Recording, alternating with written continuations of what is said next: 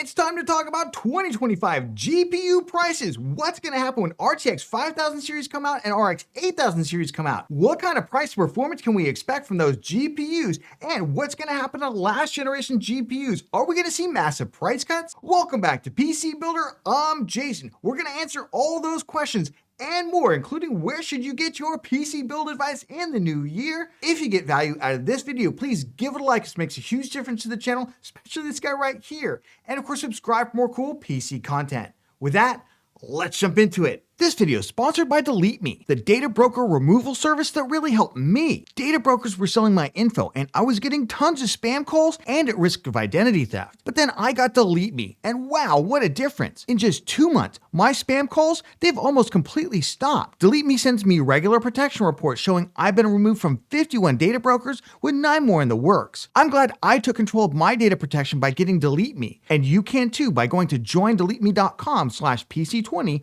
or use the link in the video description to receive 20% off a protection plan today. We got tons of questions on what else 2025 GPU prices, both the current generation and the new generation that's coming up. Let's start with the new generation. We got a great question from Just Jessica. I think I said that right. There's not enough vowels and there's all consonants. Will the RX 8800 drop in January and what price can we expect?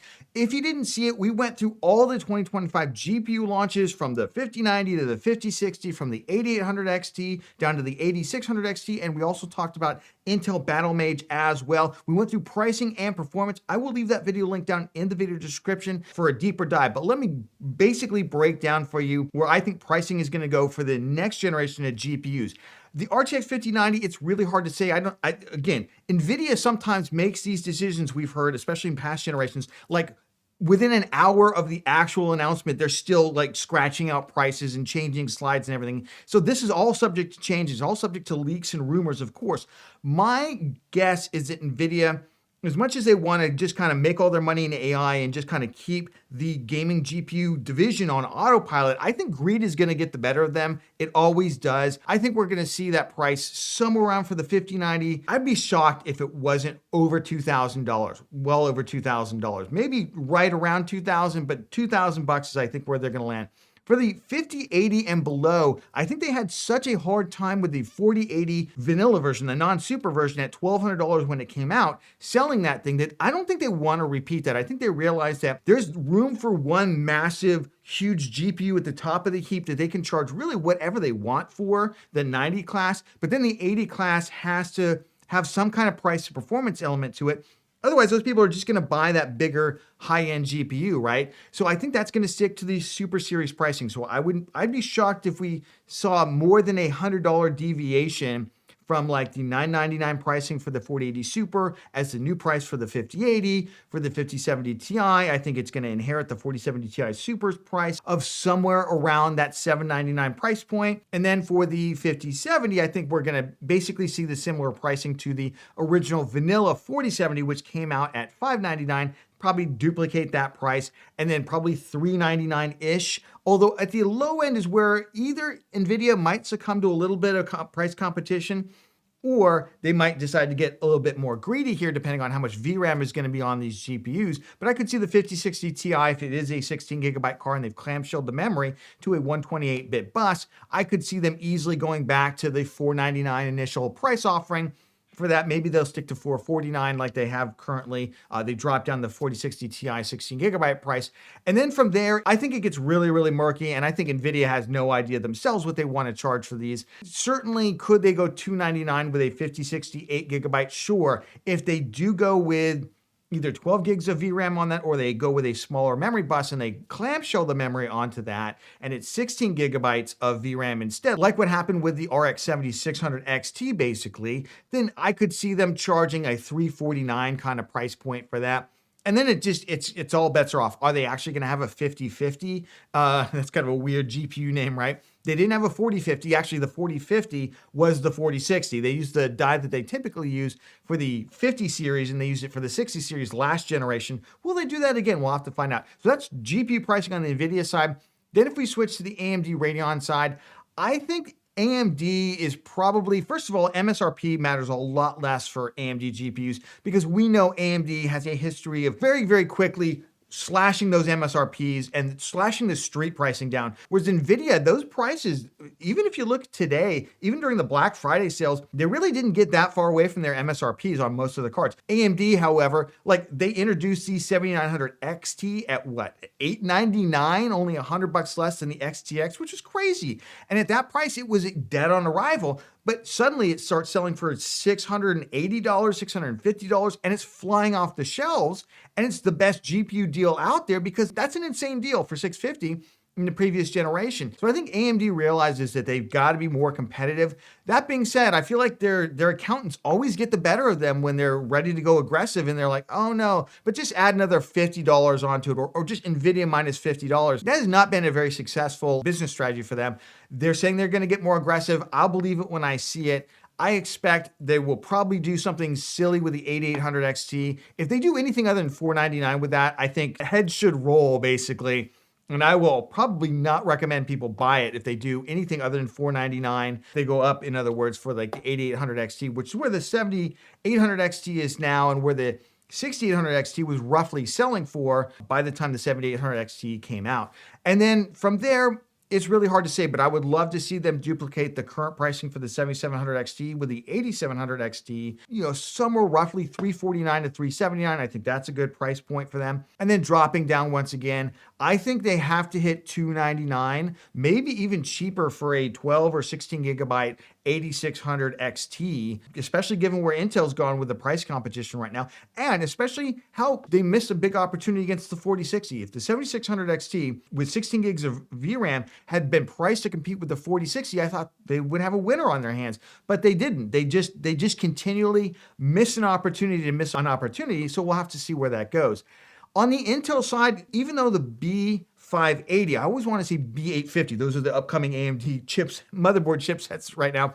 But the B580s, even though they're priced at $249 right now, even though I know Intel's margins are either not good on them or they're slightly losing money on them, they may be forced to cut those prices sooner rather than later, depending on where AMD goes with like the 8600 XT or possibly the 5060. Although I feel like the 5060, it's probably not going to be in the DIY PC market, at least, as much of a competition as it is with AMD right now. 5060s will probably be mostly sold out to the pre-built market like they are now, so we'll have to wait and see. We got a lot of other great questions about current gen GPU prices when the next gen launches. Ravi basically says, Jason, do you think B850 prices are going to drop soon? Intel B850? I think it's going to be a better choice at $220. If they go to $220, what happens to the RX 7600 and RX 6600? Should that fall to $130?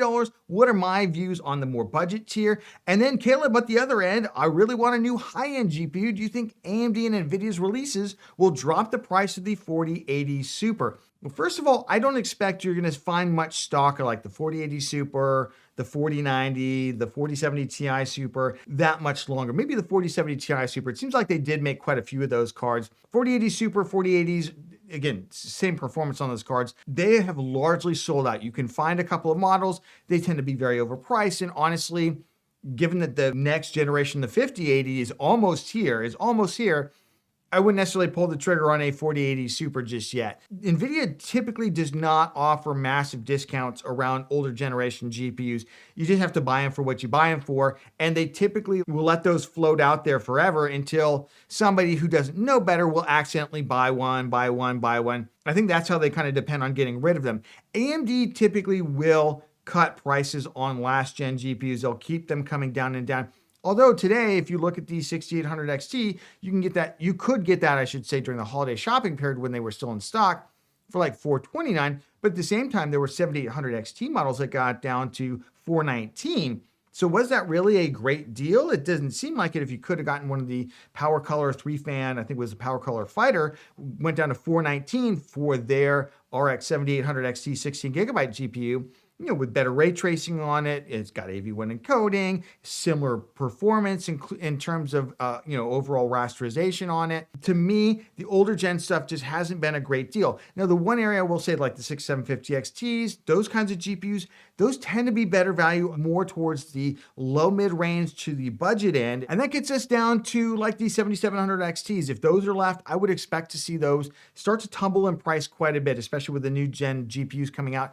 I wouldn't necessarily pick one up until I see where the next gen is going to fall in line in terms of its price performance, because that'll give you some sense of where they need to come down to. Same with like the 7600 XT 16 gigabyte. I could see AMD slashing prices on whatever remains of those. They probably won't make any more, but they'll slash prices on whatever remains of those and cut them down to the price they can just basically ship them out the door. Because the 8600 XT is going to be here, and you're probably going to want to get an 8600 XT. I would guess that is going to advance price to performance over the 7600 XT.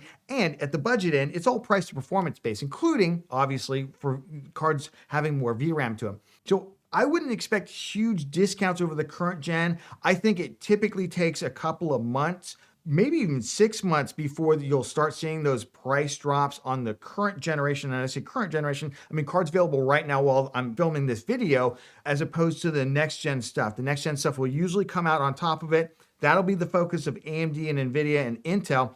And then after a while, they'll see where the prices settle out for the new stuff, and then they'll start cutting prices on the old stuff. In the meantime, you'll be like, I don't understand why these listings haven't moved. They haven't moved because they haven't really figured out how to get the most value out of them just yet. They haven't figured out where the pricing is going to lie, just like the rest of us haven't. So that's what I would expect for next gen GPU impact on current gen GPU prices. Again, high-end NVIDIA stuff's just going to be gone. Anton, channel member, you too can become a channel member. Click that join button down in the video description. Should you buy the B580 now, that's the new Intel GPU, if you can find one, or wait till RX 8000 drops? Well, Intel's probably taking care of that for you because it does not seem like there's a lot of volume of these cards out there. Now, I will say, now this is just a one-off, of course, I'm just one person, but I was able to buy one from Newegg. Intel did not send us a GPU, so I was able to buy one. It's sitting right there. We're gonna do a live stream with this, I think the day this video goes live. So you can join, and you can join us for the live stream at 1 p.m. Eastern time on whatever the day this video goes live on a Saturday. And we were lucky to get one because they did sell out pretty quickly after that. And I was actually able to get 2 listings. I got this one and I got the white ASRock one. However, the white ASRock one, I think maybe somebody at Newegg made a mistake by listing it, because I was able to pre-order it. Now, they didn't charge my credit card, but I was just sitting there and pre-ordered it. And now I kept coming back to it, and it looks like it's not going to release for quite a while. So maybe they've just never got any stock of them in. And I just went ahead and canceled the order because I'm like, listen, I got one. That's all we really need for the channel right now. I'll wait till they become more available, and I don't have to keep checking back on this listing. So you really just can't even get one right now. And I go back to the A-Series launch from a couple of years ago. It was the same thing. I was not able to get one of the A-Series cards at launch, either from Intel or from any of the retailers. And we went to Micro Center, we tried Newegg, we just couldn't get one. I expect the stock to be super thin, probably at least for the first couple months. And so you're gonna basically be forced to see what the RX 8000 series brings, which is what I would recommend anyway. We're so close at this point. We're talking weeks. It's just a couple weeks. Just go ahead and wait and see where that performance shakes out, because maybe you end up going with an AMD GPU instead. Here's a question we get quite a lot, so I wanted to pick this one out. Born on D6. How long do you think the last gen, so RX 6000 RTX 3000 GPUs will last? They want to hold on to their 6750 XT for as long as possible. First of all, I'm going to tell you, your GPU and your CPU and your PC is as good as you think it is. It's not really up to me to tell you that your PC is obsolete. So what are your expectations for it? If your expectations for it are, I want to play pretty much everything at 1440p, high to ultra details, the 6750 XT plus whatever PC you've got will probably be just fine for at least a little while, and you want to get 60 FPS out of that. In fact, the 6750 XT will give you more than that in a lot of titles. So I think you'll probably be fine. If you're like, okay, Jason, but I just got a 4K OLED gaming monitor and I want to hit 240 hertz at 4K in a lot of like all of a sudden now the conversation completely changes, right? So really, it's going to be up to you when you decide it's obsolete. I will say for a card like a 6750 XT, will that continue to be a 1440p 60 FPS capable card with all the new games coming down? I think so, but I think that one may be on the edge. Maybe that's the edge. So like if you have a 4060, probably not as much, right? If you've got a 4060 Ti 16 gigabyte or 7700 XT, I think those are pretty safe cards, especially the 7700 XT. But anything else, anything lower than that, I think it's going to kind of start to shift into 1080p land, or you're gonna have to drop down the settings to like medium on some games. Now, listen, there's plenty of games out there, especially competitive shooters, where you're gonna drop down those settings anyway because you wanna push tons of frames. So it all depends though on what your expectations are. Again, you have to decide when you are happy with your own performance. And if you're not happy with it, then it's really the time to upgrade. I guess the one caveat I would add for like RTX 3000 series owners is there's not a lot of VRAM on those cards. So for instance, RTX 3070 owners probably feel like their GPU is well past its age at this point, which is unfortunate because if you got a 6800 16 gigabyte GPU, you probably wouldn't feel like that right now, but the 3070 just did not have enough VRAM. 3080 10 gigabyte, that's another card that starts to get kind of into questionable territory. That's a card most people bought thinking they were either going to play 1440p or possibly even 4K at the time they bought it. And it's just not going to be the case. I mean, already if you're trying to play 4K at Ultra, you're running out of VRAM in a lot of titles. 1440p, you're running out of VRAM in a lot of titles right now. So I would say if you're an NVIDIA 3000 series owner, that's a really tough one. That is a really tough one. The only cards from that generation I think that have done really well was the 3090 with 24 gigs of VRAM and the 3060 with 12 gigs of VRAM. Everything else from that generation, maybe the 3080 Ti and the 3080 12 gigabyte are doing okay, but everything else in that generation for what you paid for it is insane, right? Crazy to only get 12 gigs of VRAM. But everything else in that generation just kind of really looks old at this point. So maybe you go just based on the VRAM potential of the card and the games that you want to play. All right, Prophecy's got a great question. Should they just buy their 4080 Super now because of the tariffs that's going to happen? First of all, I think we already answered the 4080 Super question earlier in the video. I don't expect those cards to continue to be available, but if they're already here in the US, you're not going to pay a retroactive tariff. They're already here in the US. They won't be impacted by a tariff, even if you bought them later, as long as they've already been shipped to the country. That's kind of how tariffs work. They charge them as an import duty when they come into the country. In terms of, are we actually going to see these tariffs that everyone's talking about? I just look back, in the past from 2017, January 2017 to January 2021, the president was the same guy who's coming in now. And they talk tough in terms of these tariffs on China. They're going to have 40%, almost same language as they're using now. But what actually happened? Every year, they would issue a 1-year waiver of the tariffs. And everyone would write these articles towards the end of the year. Oh my gosh, next year the tariffs are going to go in and they haven't renewed the waiver yet. GPU prices are going to go crazy and everything. And then just before the end of the year, they would issue another 1-year waiver. And we would just keep doing that. And we did that for 4 years. But I do remember this because I would read the articles and we would do the videos and all that kind of stuff. So I'm just saying about the tariffs, I'll believe it when I see it in terms of the tariffs. I'm not expecting that the president of the United States is going to want people to start paying 40% more for their iPhone, 40% more for their smartphone, 40% more for their televisions at Walmart and things like that. I'm just going to guess that it's going to dawn on the administration that's probably not going to be a very popular thing for them. But hey, I'm just one person here on the internet wondering about this like everybody else is. So if you want to buy something now and it makes you feel better, makes you feel protected, go for it. Otherwise, I'd just go ahead and wait for the 50 series. All right, CLW asks a great question here. What is my over-under before NZXT files for bankruptcy or bankruptcy filing here? For those of you who aren't aware, Gamers Nexus did a whole series of videos starting with an investigation into these PC rentals. And honestly, let me just profess some ignorance here. We never obviously advertised for that NZXT. In fact, we were really super hard on NZXT.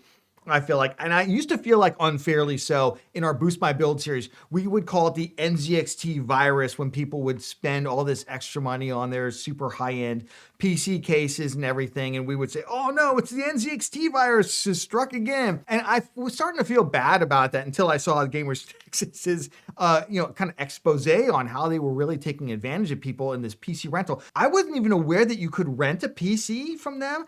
And then the amount that they were charging was crazy, but they were taking advantage of people doing this thing. And it's really blown back on them. And then, of course, like a lot of these companies, when they got caught doing something dumb, they made it worse by saying something dumb. Oh, it's not us. It's you. You just don't understand. You're just unclear out there. It's like, how out of touch are these companies that do this kind of stuff? That's why when we do find companies that do the right thing, I really want to support them. Kind of a cutthroat world, with a lot of this stuff, unfortunately.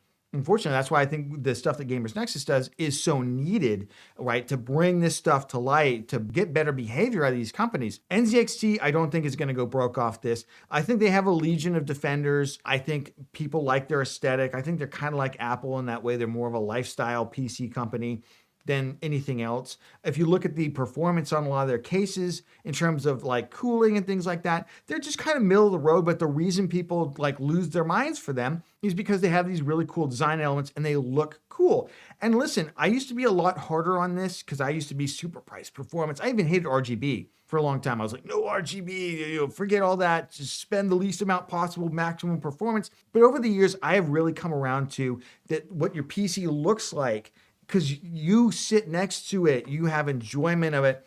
That does matter. Is NZXT going to go out of business? I don't think so, because again, I think that their audience is part of this. Is this going to kind of really put a dent in them? Yes, and I hope it does, and I hope it serves as a reminder to all those other companies out there. Number one, when you screw up, take responsibility. Number two, don't be predatory. Don't be predatory. Your customers should be an important part of establishing your identity as a brand and taking care of your customers. And there are good brands out there that do this, just not enough. All right, Danny Bayer asked a great question I think is really relevant for all the upcoming PC builds with RTX 5000, RX 8000, and Intel Battlemage GPUs. How can I send you my PC build for help so that I don't go overkill on my first try?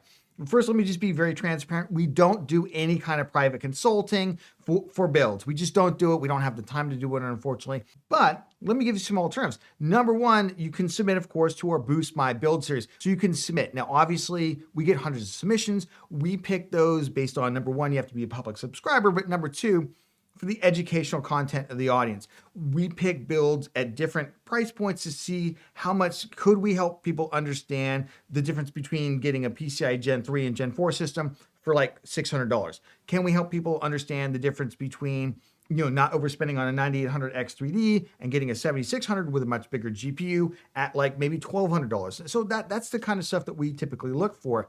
And obviously your chances of getting selected in that are not super high. That being said, I can give you a couple of other options as well, but I also want to say every month we do a best build series. I'll leave a link down in the video description. You should check that out, see what's currently available. Maybe you want to pull the trigger now, although, 8,000 series on the Radeon side and 5,000 series on NVIDIA is almost announced. So I would look at the best build series. We typically take 3 different price points and kind of put them together for builds that you might want to pull the trigger on. And then, of course, there's great forums out there. I think Linus Tech Tips, the Build a PC Reddit, and PC Part Picker. They all have places where you can submit build lists and get feedback. And I would actually submit the same post, give them all the information, your budget, your use case, submit in all 3 different places. That way you get a multitude of feedback. And if you don't end up with just one person and they're giving you bad advice, that way you kind of get crowdsource all your advice out there. So that would be my recommendation for it. If you got value out of this video, please give it a like. It makes a huge difference to the channel, especially this guy right here who slept through the whole thing. And of course, subscribe for more cool PC content, like our 2025 GPU launch video. We went through every single GPU we expect to launch in early 2025, price, performance, everything. And we did the same thing for CPUs in early 2025. Check them out, and we'll catch you on the next one.